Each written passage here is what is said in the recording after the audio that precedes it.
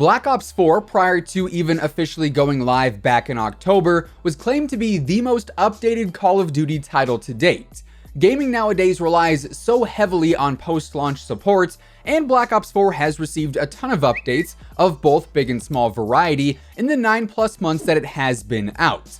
But in the 21 title updates and countless hotfixes and game settings patches that we have seen go live in the past 9 months or so, there's still a handful of things that have yet to make it into Black Ops 4. And seeing as we only have one operation and just a few more updates left, before Call of Duty's main focus switches over to Modern Warfare, we may never see these features added into the game at all, despite all of them, at least in my own opinion, being pretty worthwhile. Regardless, today, ladies and gentlemen, we're taking a look at 7 features that somehow never made it into Black Ops 4. But before we get into those features, if you are new here and you're looking to stay up to date with everything going on in the world of Call of Duty, feel free to subscribe and turn on your post notifications by clicking that bell icon. And of course, if you do enjoy the video, let me know by dropping a like rating on it, as it would be much appreciated. And now let's get into a handful of features that Black Ops 4 will likely never see.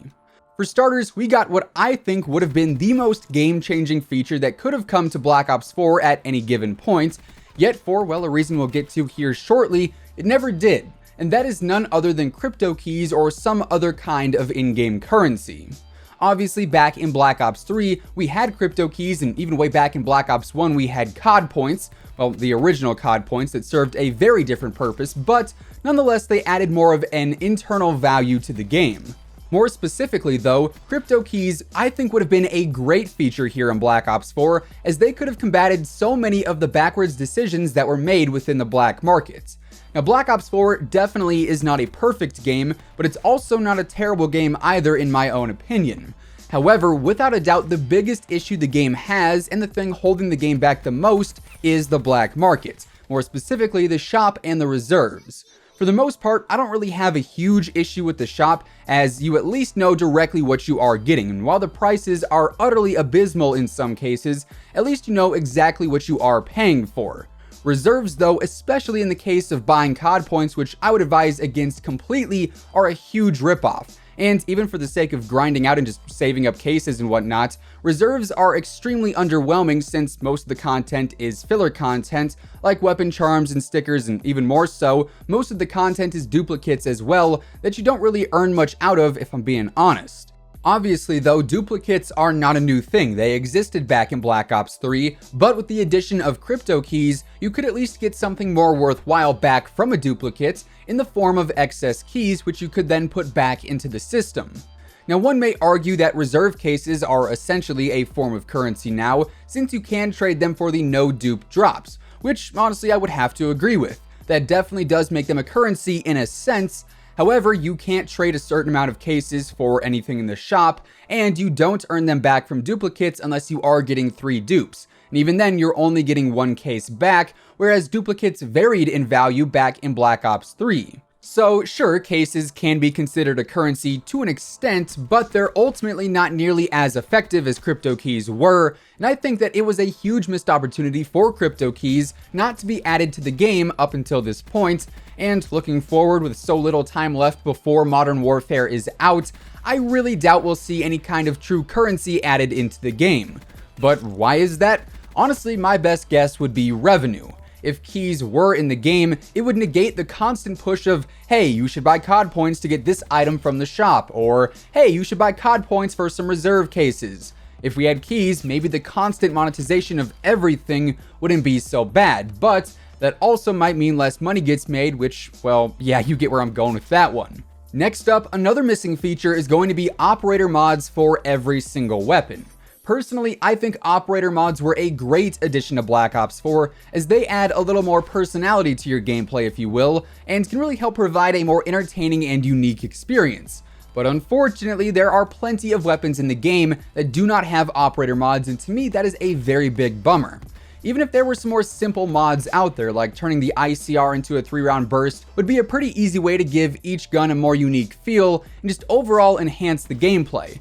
Sure, there are some operator mods out there that not everyone is a huge fan of, strobe light and fire shotgun, I'm looking at you, but still, I think they're a really cool addition to the game because they add a unique sense of gameplay that you wouldn't otherwise get without them. We have seen a few DLC weapons added in, obviously, since launch, most of which do not have operator mods, but we have seen a couple that do. But at the end of the day, such a cool and unique feature that of course is also brand new to the franchise, I feel like was really underutilized, and seeing as we don't have any older guns getting new operator mods at this time, I don't think we'll ever have a version of Black Ops 4 where all the weapons available have operator mods on them. Moving on, the third feature for today that never made it into BO4 is grind-based contracts. Now obviously we have contracts and we have things to grind for, such as Dark Matter, Prestige Master, so on and so forth. But what we don't have is those really big contracts like the Grand Slam from Black Ops 3. You know, win 100 games and earn this, that, and then some. Instead we have win a blackout game without healing for 1 or 2 reserve cases and a few merits. Contracts that really push you to grind, like the Grav Community contract, are really the ones that will keep players busy and occupied compared to grinding little things here and there. So don't get me wrong, I'm definitely glad we have the contracts that are in the game now, but I do think it's a bit of a shame that we don't have any major contracts to go along with all the quote-unquote small fish that we have seen added in so far. What if we were able to get the Peacekeeper by getting 1,000 assault rifle kills, or get the Locust by getting 10 250 plus meters snipes? You know, put forth a much harder challenge, but also up the ante with a greater reward. That is the kind of mentality that I wish we saw with the contracts. But you know, at the end of the day, at least my no-heal blackout victory got me a toilet weapon charm, am I right? Continuing on, another feature that will probably never make its way into Black Ops 4 is going to be the option to create a soldier. Sure, we can pick our specialists and create our classes, but what if we were literally able to build a soldier? You know, select from a handful of faces, pick a hairstyle, some facial hair, maybe some tattoos and whatnot, and really give us the option to personalize our character. Think something like what you can do in a sports game like NBA 2K or Madden when you are creating a player, but apply it to Call of Duty and allow us to create a soldier of our own to jump into action with. I'd be all for it, and you already know I'd have the goofiest looking character out there, dropping 27 kill streaks because I always choke the nuke. I'm just telling it how it is. Anyways, the fifth feature missing from Black Ops 4 for today is going to be a player counter. Now I know what some of you are probably thinking, man, that is a really small thing to ask for. And yes, you're right, it is a small feature, which is why I'm kinda still wondering why we never saw it added in.